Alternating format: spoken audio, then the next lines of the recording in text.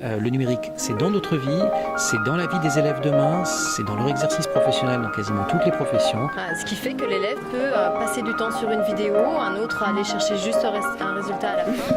Bonjour Anne Cordier. Bonjour. Tu viens de participer à cette journée du refus de l'échec scolaire. D'abord, pourquoi tu as choisi d'accepter de venir participer ? Alors d'abord parce que c'est une sollicitation que j'ai eue de Eunice Mangado, donc de la FEV, et je suis très sensible à l'action de la FEV pour avoir moi-même travaillé étroitement avec la FEV dans des années précédentes. Et puis je suis très sensible vraiment et je milite pour un lien fort entre la recherche et le terrain. Donc ça me paraît essentiel de pouvoir être présente ici. Et enfin, la thématique évidemment du numérique et du lien entre numérique, échec scolaire et inégalité évidemment est au cœur quand même de beaucoup de travaux. Alors je ne sais pas si la question je peux te la poser, mais en sortant de cette journée, avec les travaux que tu as menés de recherche directement auprès de jeunes, est-ce que tu penses, toi, que le numérique peut permettre à l'ensemble de l'éducation nationale, de la société, de réduire cet échec scolaire? En tout cas, de façon certaine, on ne peut pas se passer du numérique pour tenter de réduire l'échec scolaire. Je ne sais pas si il y a une nuance qui est importante. C'est-à-dire qu'on ne peut pas réfléchir aux modalités selon lesquelles on peut réduire l'échec scolaire sans envisager la question numérique. La question qui me vient immédiatement, c'est pourquoi ? Parce que le numérique fait partie de notre monde à tous. Donc du monde de ces jeunes qui sont éventuellement en échec scolaire.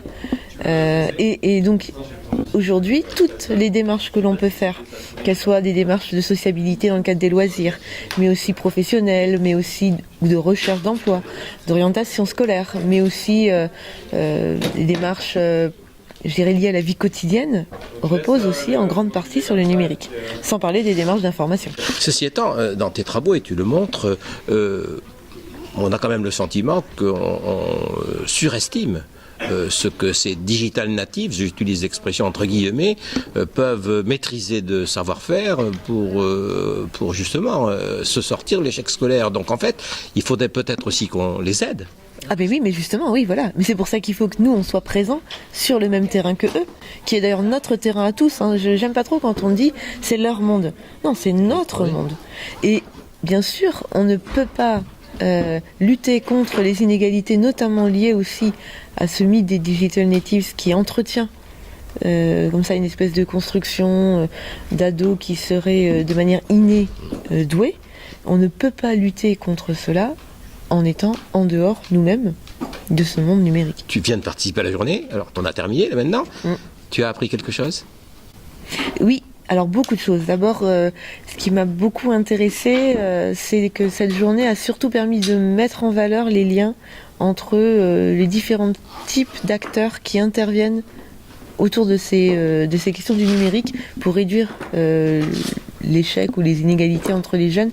Je pense par exemple aux travaux d'Emmaüs Connect, aux liens évidemment avec la FEV, mais aussi aux travaux de lecture jeunesse qui montrent bien aussi combien avec l'aide d'un chercheur on a travaillé sur un public jeune qu'on fait travailler dans les classes pour la réalisation de e-books et ensuite l'impact que ça a sur la fréquentation en bibliothèque et la relation avec les parents. On a tout là.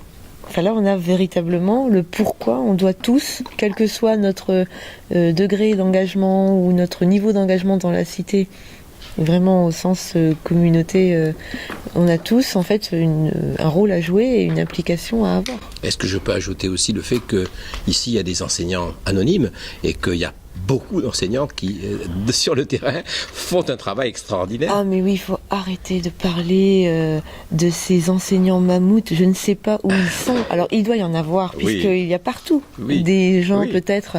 Mais qu'on parle enfin et définitivement de ces enseignants qui, au quotidien, bricolent, tentent de faire des choses, expérimentent. Et quand je dis bricoler, c'est positif. Le bricolage, c'est de la créativité, quoi.